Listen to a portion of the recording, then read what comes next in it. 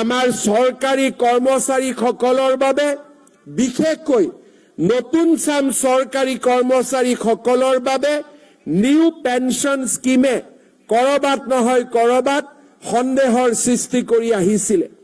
এই বছৰ 1 এপ্ৰিলৰ পৰা আমি আমাৰ অসমৰ চৰকাৰী কৰ্মচাৰীসকলৰ বাবে নিউ পেনশ্যন স্কিমৰ সামৰণি মাৰি United pension scheme UPS scheme আমি আৰম্ভ কৰিব বিচাৰিছো, যাৰ জৰিয়তে 25 বছৰ কাম কৰা চৰকাৰী কৰ্মচাৰীসকলে নিশ্চিতভাৱে তেওঁলোকে 50% চাকৰি কালৰ দৰমহা 50% ডিয়াৰনেছ এলাউন্সৰ সৈতে লাভ কৰিবলৈ সক্ষম হ'ব।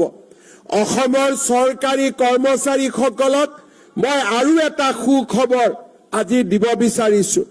2005 চনৰ আগতে যিসকলৰ নিযুক্তিৰ প্ৰক্ৰিয়া আৰম্ভ হৈছিল, কিবা কাৰণত নিযুক্তিৰ প্ৰক্ৰিয়া 2005লৈ গুচি গ'ল, তেওঁলোকে ওল্ড পেনশ্যন স্কিমৰ জাগাত নিউ পেনশ্যন স্কিমৰ অন্তৰ্ভুক্ত হ'বলগীয়া হৈছিল।